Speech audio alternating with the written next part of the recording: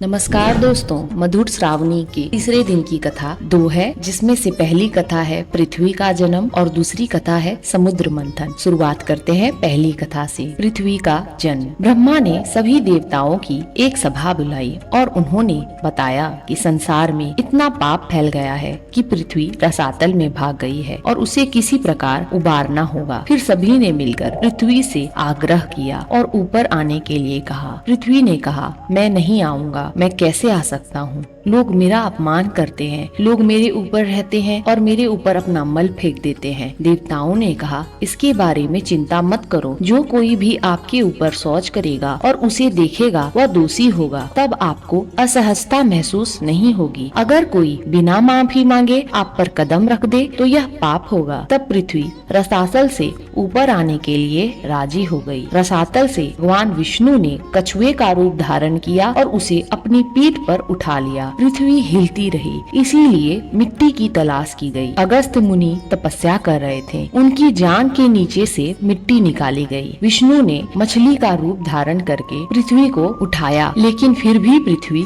हिलती रही। तब विष्णु ने वराह का रूप धारण करके पृथ्वी को उत्तर की ओर से दबाया और पृथ्वी स्थिर हो गई। इस तरह फिर ब्रह्मा ने पृथ्वी की रचना की। अब कहेंगे हम दूसरी कथा, समुद्र मंथन। देवता अमर होने की इच्छा रखते हुए वे समेरु पर्वत पर इस बात की चर्चा करने के लिए एकत्र हुए कि इसमें राक्षसों की मदद लेनी चाहिए या नहीं। बासुकी नाग को बुलाया गया। उसने अपने विशाल शरीर से मंदराचल पर्वत को लपेटकर उखाड़ दिया और देवताओं ने उसे समुद्र के किनारे उठाकर रख दिया। मंदराचल मंथन और बासुकी मंथन रस्सी तो तैयार थी, लेकिन अब एक आधार की आवश्यकता थी जिस पर मंदराचल घूम सके। इसीलिए देवताओं और राक्षसों के अनुरोध पर कूर्म कछुआ राज तैयार किया गया। समुद्र का मंथन शुरू हुआ। नाग के सर की तरफ राक्षस थे और पूंछ की तरफ देवता थे। मंथन में समुद्री जीव जंतु पिसने लगे और मंदरा के पेड़ टकराकर गिरने लगे। सोना चांदी मूंगा मोती सब भस्म होने लगे और सब लोग परेशान होने लगे। तभी देवराज इंद्र ने सबको चिंतित देखकर बारिश शुरू कर दी, जिससे कि सभी राख ढुकड़ी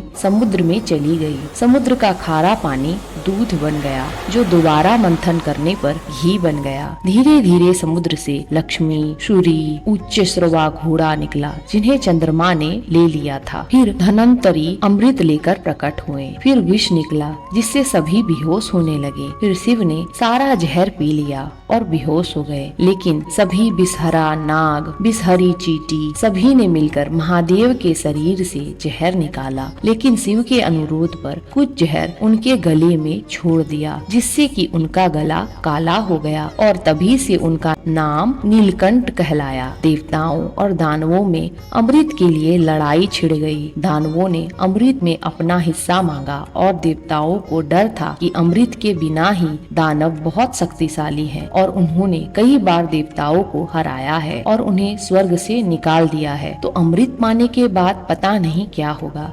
इसीलिए विष्णु ने एक सुंदर महिला मोहिनी का रूप धारण करके राक्षसों के सामने प्रकट हो गए। मोहिनी के ऊपर सारे राक्षस मोहित हो गए। राक्षस सब ने अमृत मोहिनी को रखने दे दिया और देवताओं से युद्ध करने के लिए चले गए। इस बीच मोहिनी ने एक एक करके सभी देवताओं के बीच अमृत बांट दिया। उन देवताओं के बीच दानव राहु देवता का रूप धारण करके बैठ गया और अमृत ग्रहण कर रहा था कि चंद्रमा और सूर्य ने उसे पहचान लिया और विष्णु भगवान को बता दिया। विष्णु ने उसी समय उसकी गर्दन काट दी। जब तक अमृत उसके गले के नीचे उतर ही रहा था, उसके गले पर पहुंचा नहीं था। वह अमृत के स्पर्श से मर नहीं सका, बल्कि 2 भागों में विभाजित हो गया, मुंड राहु और धड़ केतु। तब से वह सूर्य और चंद्रमा का शत्रु बन गया और इसीलिए अब भी कभी कभी अमावस्या में सूर्य और पूर्णिमा में चंद्रमा को निगल लेता है, जो कि सूर्य और चंद्रमा का ग्रहण का कारण बनता है। चूँकि उसका धड़ कटा है, इसीलिए सूर्य और चंद्रमा फिर से निकल आते हैं। देवताओं को को अमृत पिलाने के बाद विष्णु ने हथियार उठाए और राक्षसों को युद्ध में हराकर उसे पाताल लोक में खदेड़ दिया और बचा हुआ अमृत इंद्र को सौंप दिया और उसका रक्षक विश्वकर्मा को बनाया गया। वासुकी नाग, जिन्हें समुद्र मंथन में सबसे अत्यधिक कष्ट सहना पड़ा था, उन्हें वरदान दिया गया कि उन्हें मातृ का श्राप नहीं लगेगा। वह अपने परिवार के साथ जन्मेजय महाराज के सर्प यज्ञ में नहीं जलेंगे और उनकी बहन आस्तिक मुनि उनकी हमेशा रक्षा करेगी। तो यहीं पे समाप्त होती है तीसरे दिन की कथा और हम चौथे दिन की कथा के साथ बहुत जल्द प्रस्तुत होंगे। आशा करते हैं कि यह प्रस्तुति आपको पसंद आई है और बहुत रोचक लगी है और हमारे चैनल को लाइक, शेयर और सब्सक्राइब जरूर करें।